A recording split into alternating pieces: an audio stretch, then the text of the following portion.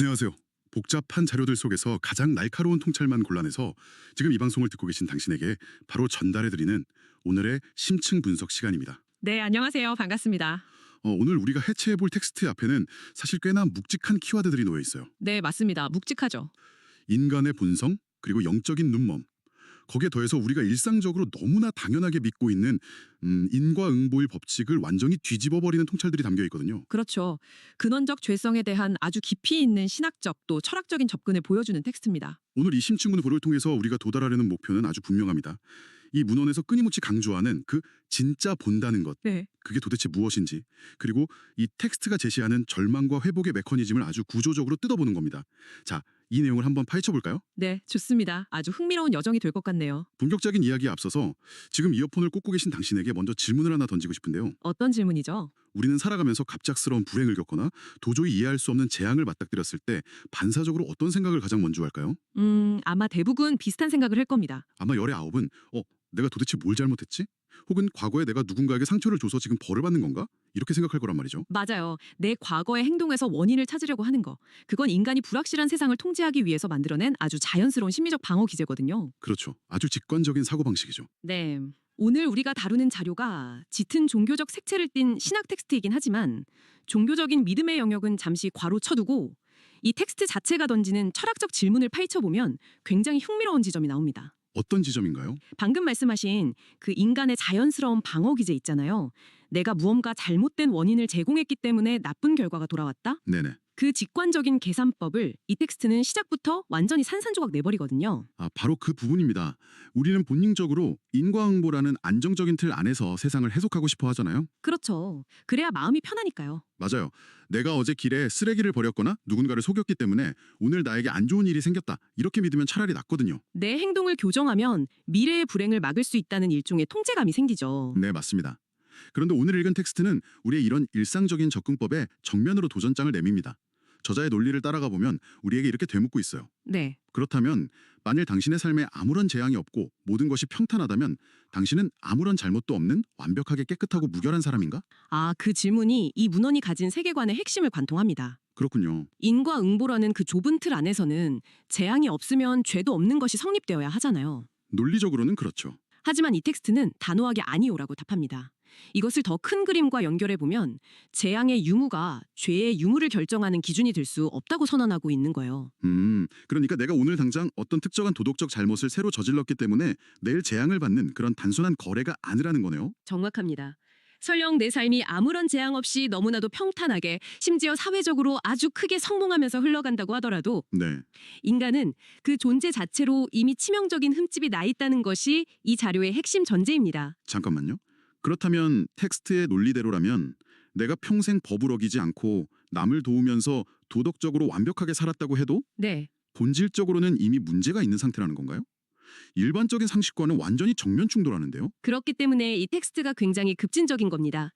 문헌에서는 이를 아주 강렬한 종교적 언어로 표현해요. 어떻게 표현하죠? 모든 인류는 아담 이래로 마귀에게 사로잡힌 영적 소경이자 죄인으로 태어났다. 이렇게요.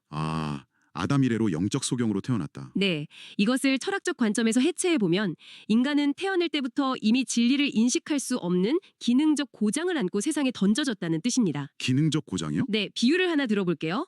마치 컴퓨터를 새로 샀는데 사용자가 어떤 프로그램을 잘못 깔아서 바이러스에 걸린 게 아니라 네. 공장에서 출고될 때부터 운영체제 자체에 치명적인 버그가 심어져 있는 그런 기본 설정 상태와 같다고 볼 수 있겠죠. 와, 그 비유가 확 와닿네요.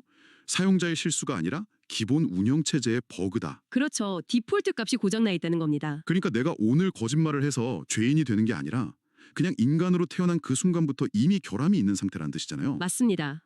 사실 이건 현대를 살아가는 우리, 특히 나의 행동과 성취, 스펙으로 나 자신의 가치를 쉴 새 없이 증명해내야 하는 세상을 사는 당신에게는 네. 개념일 수 있습니다. 하지만 곱씹어보면 오히려 묘한 해방감이 느껴지기도 해요. 해방감이요?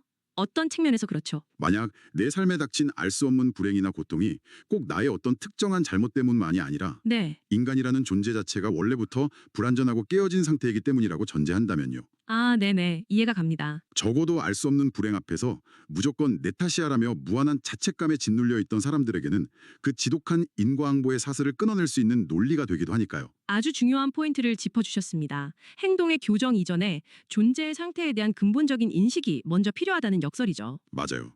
존재의 상태.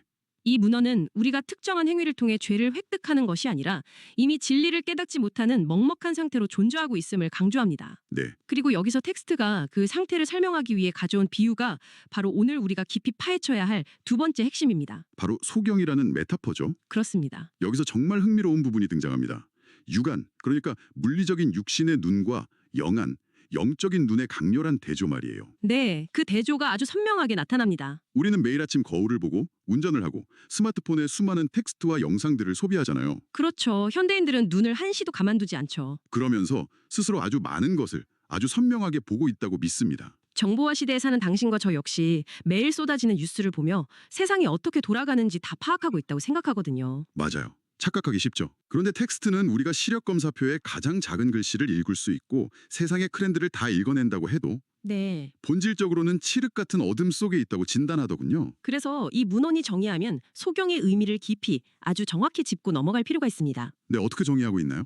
문헌에서 말하는 소경은 망막이나 시신경에 문제가 생겨서 앞을 보지 못하는 물리적, 의학적 상태를 말하는 것이 아닙니다. 육안의 문제가 아니라는 거죠. 네, 텍스트는 소경을 이렇게 정의해요. 하나님의 말씀을 깨닫지 못하고 진리를 알지 못하며 자신이 영원한 사망 가운데 들어갈 수밖에 없는 죄인임을 알지 못하는 상태. 영원한 사망에 들어갈 죄인임을 알지 못하는 상태? 네, 즉 물리적인 빛의 파장을 뇌가 인식하는 것은 존재의 근원적 관점에서는 아무런 의미가 없다는 뜻입니다. 아, 우주의 궁극적인 진리, 그리고 자기 자신이 파멸을 향해 걸어가고 있다는 그 섬뜩한 현실을 인지하지 못한다면 네. 그 사람은 그저 허공에 손을 휘저으며 앞을 더듬거리는 소경에 불과하다는 것이 이 자료가 제시하는 인간관입니다. 와, 그러니까 내가 지금 낭떠러지를 향해 전력 질주를 하고 있는데 내 눈에는 그게 아름다운 꽃밭으로 보이고 심지어 그 꽃들을 보며 기뻐하고 있다면 그렇죠. 그게 진짜 눈이 먼 상태라는 거네요. 이 대목에서 오늘 방송을 듣고 있는 당신과 함께 꼭 짚고 넘어가고 싶은 가장 중요한 지점이 있습니다. 어떤 부분이죠?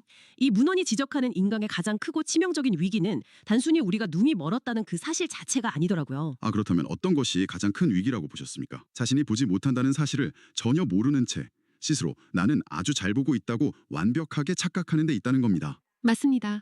가장 위험한 상태죠. 심리학에서 말하는 일종의 더닝 크루거 효과가 극단적인 철학적, 영적 차원으로 확장된 느낌이랄까요? 오, 아주 흥미로운 접근이네요. 자기가 무엇을 모르는지조차 모르는 무지의 상태, 그리고 스스로의 지혜와 시력에 너무나 깊이 도취되어 있어서 외부의 어떤 경고도 들리지 않는 상태 말입니다. 네. 현대인들이 소셜미디어의 알고리즘이 만들어낸 확증 편향의 방에 갇혀서 자기가 보는 세상이 전부라고 굳게 믿어버리는 현상과도 아주 비슷하게 느껴졌습니다. 아주 적절한 비유입니다. 병식이 없는 환자가 의학적으로 가장 다루기 힘든 법이니까요. 아, 병식이 없는 환자, 네. 스스로 건강하다고 심지어 남들보다 눈이 더 밝다고 착각하는 환자에게는 의사가 처방전을 내밀 수도 수술을 권할 수도 없죠. 그렇겠네요. 필요성을 못 느끼니까요. 테스트는 이 스스로를 제대로 보지 못하는 영적 착각의 위험성을 아주 구체적이고 적나라한 단어들로 묘사하고 있습니다. 네, 세 가지 단어가 등장했죠. 맞습니다. 자료에 따르면 인간의 비참한 진짜 처지는 세 가지 단어로 요약됩니다. 바로 벌거벗음, 가난함, 그리고 눈멈입니다. 벌거벗음, 가난함, 눈멈. 그 세 단어의 타격감이 정말 상당하더군요. 한번 상상해 보시죠. 자신이 최고급 실크 정장을 입고 있고 엄청난 부를 누리고 있으며 세상의 모든 이치를 꿰뚫어 보고 있다고 으스대는 사람이 있습니다. 네, 겉보기엔 완벽한 사람이네요. 하지만 이 문헌을 시선으로 그를 바라보면 그는 사실 실오라기 하나 걸치지 않은 채 덜덜 떨고 있는 벌거벗은 자이며 아, 주머니에는 동전 한 륜조차 없는 가난한 자이고 낭떠러지 앞에서 허우적거리는 눈먼 자인 것입니다. 이거 완전히 안데르센의 동화 벌거벗은 임금님의 훨씬 더 무겁고 치명적인 버전이라고 할 수 있겠네요. 맞아요. 이것이 텍스트가 고발하는 스스로 잘 보고 있다고 믿는 인간의 적나라한 실상입니다. 우리는 각자의 직함이라 은행 통장의 잔고 혹은 내가 쌓아온 학위나 지식들로 나만의 멋진 갑옷을 만들었다고 굳게 믿잖아요. 그렇죠. 그걸로 자신을 보호하려고 하죠. 방송을 듣고 있는 당신 역시 오늘 하루 당신을 포장하기 위해 보이지 않는 많은 옷을 입었을 겁니다. 네, 하지만 이 텍스트의 세계관 속에서는 그 모든 것이 그저 환상에 불과하다는 거군요. 철저한 환상이죠. 진짜 내 모습은 너무나도 초라하고 비참한데 나 혼자만 그 사실을 모르고 세상에서 제일 잘난 줄 알고 허세를 부리고 있다는 게 네, 얼마나 우스꽝스럽고 또 비극적인가요? 그런데 이쯤 되면 듣고 있는 당신도 이런 의문이 들 겁니다. 그렇다면 이 모든 것이 의미하는 바는 무엇일까요? 네. 어쩌라는 건지, 이대로 벌거벗고 눈먼 상태로 절망 속에 빠져 있어야만 하는 건지 궁금해하실 텐데요. 당연한 의문입니다. 텍스는 분명히 이 출구 없는 방에서 빠져나갈 탈출구 또한 제시하고 있겠죠? 네, 바로 여기서 이 문헌의 구조가 가진 매력이 아주 매력적인 점이 드러납니다. 오, 매력적인 점이요? 해결책의 첫 단추가 무언가 대단한 공로를 세우거나 갑자기 도덕적으로 완벽해지는 노력을 요구하는 것이 아니라는 사실입니다. 행위를 요구하는 게 아니다. 맞습니다. 앞서 우리가 다뤘던 인간의 가장 큰 위기가 스스로 본다고 착각하는 것이었잖아요. 그렇죠. 병식이 없는 상태. 그렇다면 회복과 변화를 위한 유일한 시작점은 아주 논리적으로 그 착각의 틀을 박살내는 것이 됩니다. 착각을 깬다. 네, 바로 자신이 앞을 보지 못하는 소경임을 철저하게 깨닫고 인정하는 것입니다. 아, 무언가를 더 채우는 게 아니라 내가 비어있다는 걸 인정하는 거군요. 정확합니다. 내가 벌거벗었고 가난하고 아무것도 보지 못하는 소경이라는 그 아프고 수치스러운 진실을 정면으로 마주하는 용기 말이죠. 네, 바로 그 용기입니다. 그런데 사실 그 인정이라는 게 말처럼 쉽지가 않잖아요. 내 모든 자존심이 철저히 무너져 내려야 가능한 일이니까요. 맞아요. 그 완전한 항복의 상태가 전제되어야 합니다. 문헌의 논리를 따라가 보면요. 네. 자신이 소경임을 뼈저리게 인정하고 예수 그리스도 앞에 나아가는 자만이 생명의 빛을 받아 비로소 눈을 뜰 수 있다고 말합니다. 항복하고 나아가는 자. 자신이 아프다는 것을 스스로 진단하고 인정해야만 비로소 수술대 위에 놓을 수 있듯이 말입니다. 아, 병을 인정해야 의사에게 갈 수 있으니까요. 네, 여기서 텍스트는 이 인정의 기로에서 인간이 맞이하게 되는 두 가지의 완전히 상반된 결말을 아주 선명하게 대조해서 보여줍니다. 그 결말이 정말 극명하게 갈리더라고요. 그렇죠. 첫 번째 길부터 볼까요? 첫 번째 길은 끝까지 고집을 부리는 길입니다. 계속해서 아니야, 난 완벽하게 잘 보고 있어. 내 인생은 내가 완벽하게 통제할 수 있다고라며 자신이 본다고 착각하고 주장하는 자의 결말이죠. 네, 문헌에서는 이들의 끝이 매우 어둡다고 말합니다. 네, 영원히 소경으로 살다가 결국 태초부터 소경이었던 그들을 사로잡고 있던 마귀와 함께 영벌, 즉 영원한 사망에 처해질 수밖에 없다고 선언하죠. 아주 무서운 결말입니다. 이걸 종교적 색채를 빼고 보면 결국 인간이 스스로의 오만과 무지라는 감옥에 갇혀서 영원히 진정한 현실과 접속하지 못한 채 파멸해버리는 상태를 경고하는 것으로 읽히더군요. 맞습니다. 자신의 환상 속으로 스스로 걸어 들어가는 정말 비극적인 결말 말입니다. 네, 반면 두 번째 길은 고통스럽지만 진실을 마주하는 길입니다. 인정하는 길이죠. 네, 자신의 적나라한 실상, 즉 수치스러움을 정확히 알고 예수 그리스도 앞에 나아가는 자의 결말입니다. 이들의 결말은 어떤가요? 텍스트는 이들에게 주어지는 보상을 아주 시각적이고 입체적으로 묘사하고 있습니다. 이들은 영적인 수치를 가려주는 새 옷을 입게 되고요. 새 옷?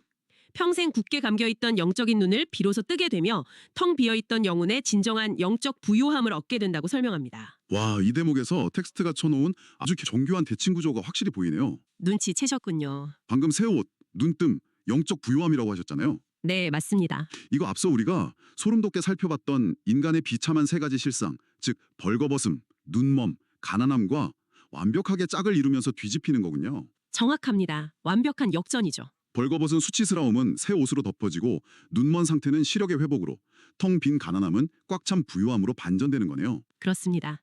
이 대칭 구조를 이해하는 것이 텍스트의 핵심입니다. 이 문헌이 말하는 구원이라는 것은 단순히 앞을 못 보던 사람의 시력만 교정해주는 그런 부분적인 치료가 아닙니다. 부분적인 치료가 아니다. 네, 존재의 밑바닥까지 파괴되고 훼손되었던 인간이 벌거벗은 수치를 가리고 가난을 벗어나 부유해지는 전인격적이고 완벽한 회복의 과정을 의미합니다. 전인격적인 회복이군요. 네, 내 영혼의 파산 상태를 낱낱이 인정하는 바로 그 순간 역설적으로 그 모든 결핍을 채울 수 있는 무한한 자원, 즉 그리스도를 통한 완전한 회복이 쏟아져 들어온다는 것이 이 문헌이 전달하고자 하는 구원의 논리입니다. 내가 가득 차 있다고 우길 때는 아무것도 들어갈 틈이 없었는데 그렇죠. 내가 텅 비어있다고 두 손을 들고 인정하는 순간 비로소 무언가 채워지기 시작한다는 것. 정말 강력한 반전서사네요. 아주 문학적이면서도 철학적이죠. 자신의 가장 약하고 비참한 모습을 인정할 때 비로소 진정한 채워짐을 경험한다는 이 역설적인 구조는 굳이 종교적인 관점을 취하지 않더라도 인간의 깊은 심리적 치유 과정과 너무나도 맞닿아 있어서 굉장히 긴 여운을 남깁니다. 맞습니다. 자, 쉼없이 달려온 오늘의 심층 분석 여정을 한번 되짚어 볼까요? 네, 정리해보죠. 우리는 오늘 삶에 어떤 불행이 닥쳤을 때 내가 뭘 잘못해서 이런 벌을 받는 걸까라고 계산하는 우리의 일상적인 인과응보적 태도에서 출발했습니다. 네, 아주 익숙한 태도죠. 하지만 이 텍스트는 그런 얄팍한 계산기를 내려놓게 만들었죠. 우리는 행위 이전에 이미 근원적으로 진리를 보지 못하는 오류가 난 상태, 즉 영적 소경으로 세상에 던져졌다는 묵직한 진단을 내렸습니다. 그리고 우리는 스스로 모든 것을 통제하고 다 보고 있다고 믿는 인간의 거만한 착각이 얼마나 치명적인 독인지 살펴보았습니다. 실상은 벌거벗고 가난하고 벼랑 끝에선 눈먼 상태인데도 말이죠. 하지만 텍스트는 인간을 그저 비참한 절망의 구렁텅이에 방치하지 않았습니다. 해결책이 있었죠. 마침내 자신의 한계와 소경됨을 완벽하게 인정하고 항복함으로써 얻게 되는 영적인 새옷, 눈뜸, 그리고 진정한 부요함이라는 아주 강력하고 체계적인 회복의 메시지를 보여주었습니다. 그렇다면 이 방송을 들으며 고개를 끄덕이거나 혹은 깊은 생각에 잠긴 당신에게 이 내용이 대체 어떤 의미가 있을까요? 네, 서두에 말씀드렸듯 당신이 종교를 가지고 있든 아니든 그것은 중요하지 않습니다. 이 문헌은 우리 모두의 가슴에 아주 날카로운 거울을 하나씩 들이밀고 있습니다. 맞습니다. 뼈아픈 거울이죠. 그리고 당신의 삶 속에 웅크리고 있는 사각지대를 정면으로 바라보게 만듭니다. 우리는 과연 매일의 삶 속 어떤 영역에서 나는 완벽하게 진실을 보고 있고 내가 다 맞다고 오만하게 착각하고 있을까요? 네, 당신의 커리어를 판단할 때, 연인이나 가족과의 관계를 맺을 때, 혹은 나 자신을 평가하는 기준에 있어서 네, 일상의 모든 영역에서요. 얄팍하고 물리적인 시력에만 의존한 채 그 이면에 있는 훨씬 더 깊고 본질적인 현실에 대해서는 꽉 눈을 감아버리고 있는 것은 아닐까요? 이 텍스트는 우리에게 이렇게 묻고 있습니다. 당신은 당신의 취약성을 있는 그대로 직시할 용기가 있는가 하고요. 그 질문을 안고 살아가는 것이 배움을 진정한 지혜로 바꾸는 과정이겠죠. 그렇습니다. 오늘 다룬 문헌의 논리를 우리의 현실로 조금 더 확장시켜서 이 방송이 끝난 후 당신 혼자 깊이 고민해 볼 만한 새로운 화두를 하나 던져드리고 싶습니다. 오, 어떤 화두인가요? 네, 완전한 자기 인정이죠. 그렇다면 이 시선을 나 자신에게서 타인으로 돌려보면 어떨까요? 타인에게로요? 일상에서 당신과 가장 날카롭게 대립하고 있는 누군가, 도저히 이해할 수 없는 행동을 하는 그 사람을 떠올려 보십시오. 네, 만약 그 사람 역시 당신처럼 전체를 보지 못해 허우적거리는 소경일 뿐이며 스스로의 벌거벗음을 가리기 위해 가시돋친 허세를 부리고 있는 가난하고 연약한 존재라고 가정해 본다면 어떨까요? 와, 세상의 모든 갈등을 옳고 그름의 대결이 아니라 보지 못하는 자들끼리의 부딪힘으로 다시 정의해 볼 때 당신이 타인을 그리고 세상을 대하는 방식은 어떻게 달라질까요? 정말 머리가 멍해지는 질문이네요. 나 자신의 무지를 인정하는 것을 넘어서 타인의 무지마저도 긍휼한 시선으로 바라볼 수 있게 하는 확장이잖아요. 네, 관점의 전환이죠. 상대를 찌르려던 칼을 내려놓고 같은 처지에 있는 사람으로서 연민을 갖게 만드는 아주 강력한 시선의 전환입니다. 저 역시 오늘 방송이 끝나고 책상에 앉아서 이 질문을 한참 동안 곱씹어 보게 될 것 같습니다. 네, 충분히 그럴 만한 가치가 있는 질문이라고 생각합니다. 오늘 우리가 함께 해체해본 이 텍스트의 묵직한 지혜가 당신의 일상 속 보이지 않던 사각지대에 작은 빛을 비추는 계기가 되었기를 바랍니다. 세상의 수많은 지식과 복잡한 정보 속에서도 결코 호기심을 잃지 않는 당신의 그 빛나는 지적 탐구심을 언제나 응원합니다. 네, 응원합니다. 방금 던져드린 마지막 질문을 가슴에 품고 한 주간 당신만의 해답을 찾아보시기 바라며 저희는 다음 심층 분석에서 당신의 뇌를 즐겁게 자극할 더욱 새롭고 흥미로운 자료와 함께 다시 찾아오겠습니다. 오늘 끝까지 함께해 주셔서 감사합니다. 감사합니다.